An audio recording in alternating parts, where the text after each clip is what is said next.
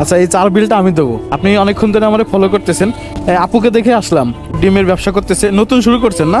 মানে আপনি কেন ব্যবসাটা করেন আর কি? ছেলেদের খাওয়া, গরম পোশাক, সব আমার ওষুধের খরচ, আমার নিজের খরচ সব আমার চালাইতে হয়। আমার স্বামী একদিন বাজার করলে 3 দিন আসতো না। এই চা ডিম আর কিছু করতেছি না আমি, মানে আমি পরিশ্রম তো করতে পারি না।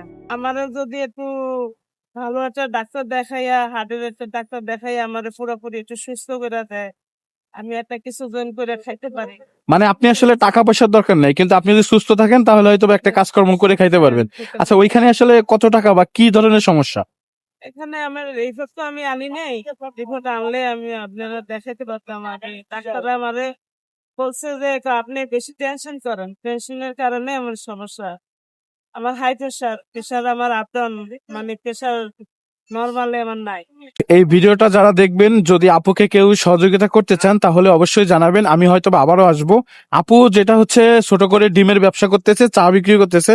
That's it. ওনার শরীরটা অনেক অসুস্থ, কিছু সমস্যা আছে, রিপোর্ট গুলো আনলে হয়তো দেখানো যাবে। তো অনেকেই আমাকে এসএমএস করছেন এই ধরনের কাজ করার জন্য। তো আমি তাদের কাছে রিকোয়েস্ট করবো যে আপনার চিকিৎসার খরচটা দেওয়ার জন্য।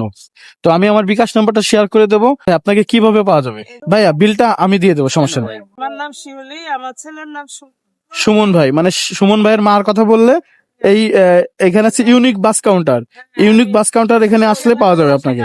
যদি কোনো ভাই আপনাকে কোনো উপকার করতে চাই, তো আমি চেষ্টা করবো সেজন্য সরাসরি চলে আসে। তো আমি রিকোয়েস্ট করব যে যে যা পারেন, আমার বিকাশ নাম্বার দেওয়া থাকবে। আমার বাসা এখানেই ভিতরে, ওই আদর্শ গলিতে, ঠিক আছে? তো আমি চেষ্টা করবো আর কি, আপনার কাছে যদি আমার অডিয়েন্স আবার নিয়ে আসে তো আবারও আসবো ইনশাল্লাহ। আপু আসি তাহলে, আবারও দেখা হবে আপনার সাথে। দেখি কি করা যায় আপনার জন্য।